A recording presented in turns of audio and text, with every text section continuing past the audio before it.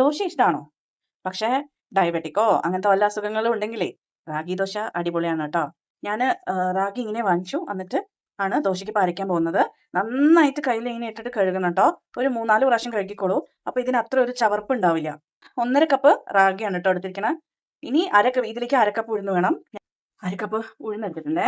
ഇതിലോട്ട് 1 ടീസ്പൂൺ ഉലുവ വേണേ.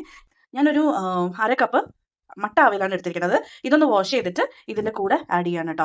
എന്നിട്ട് എല്ലാം കൂടി ഒരു 4 മണിക്കൂർ സോക്ക് ചെയ്യാൻ വെക്കും. എന്നിട്ട് നമുക്ക് ദോശയ്ക്കൊക്കെ അരയ്ക്കുന്ന പോലെ അരച്ചെടുത്തിട്ട് പിന്നെ അത് ഫെർമെന്റ് ചെയ്യാൻ വെച്ച് ഉപ്പും ചേർത്തിട്ട് ഫെർമെന്റ് ചെയ്യാൻ വെച്ചാൽ മതി. ഫെർമെന്റ് ചെയ്യാൻ വെച്ചിട്ട് നമുക്ക് സാധാരണ പോലെ ദോശ ചുട്ടെടുക്കാം. റാഗി ദോശയുടെ കൂടെ എനിക്ക് ഉള്ളി സമ്മന്തിയാണ് കേട്ടോ. ഉള്ളി സമ്മന്തി ഉണ്ടാക്കാൻ ഭയങ്കര എളുപ്പമാണ്. എനിക്കറിയാം ഇത് എല്ലാവരും ഉണ്ടാക്കുന്നുണ്ടാവും. എന്നാലും പാനിൽ വെളിച്ചെണ്ണ ചൂടാക്കുക, കുറച്ച് കറിവേപ്പില ഇടുക, ഉള്ളി ഇടുക, പിന്നെ നന്നായിട്ട് ഒരു കളർ മാറി ഒരു ബ്രൗൺ ഷെയ്ഡൊക്കെ ആയിട്ട് വരുമ്പോൾ 2 സ്പൂൺ മുളക് പൊടി. കുറച്ച് എരിവ് കൂടി നിൽക്കണം കേട്ടോ. അങ്ങനെയാണ് ഉള്ളി സമ്മന്തിക്ക് ടേസ്റ്റ് ഉണ്ടാവുള്ളൂ. ഒരു ഇച്ചിരി കട്ടിക്ക് അരച്ചെടുക്കണേ. ഒരുപാട് വെള്ളം ചേർത്ത് അരയ്ക്കാൻ പാടില്ല. ഇത്തിരി വേണമെങ്കിൽ വെള്ളം ചേർത്ത് അരച്ചെടുക്കുക. നമുക്ക് റാഗി ദോശ ചുട്ടെടുക്കണ്ടേ. നല്ല തിന്നായിട്ട്, എനിക്ക് കുറച്ച് തിന്നായിട്ട് ചെയ്യുന്നതാണ് ഇഷ്ടം.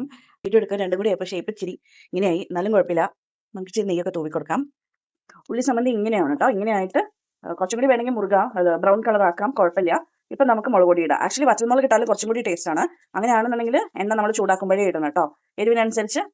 അപ്പോൾ നമ്മുടെ ഉള്ളി സമ്മന്തിക്കുള്ള എല്ലാം സെറ്റായിട്ടുണ്ട്. ഇതൊന്ന് പച്ചമണം മരണ വരെ വഴറ്റിയിട്ട് ഓഫ് ചെയ്യുക, തണുക്കാൻ വെക്കുക. അടുത്ത റാഗി ദോശ സെറ്റാവുണ്ട്. അപ്പോൾ എല്ലാവരും ഉണ്ടാക്കി നോക്കിയിട്ട് പറയണേ.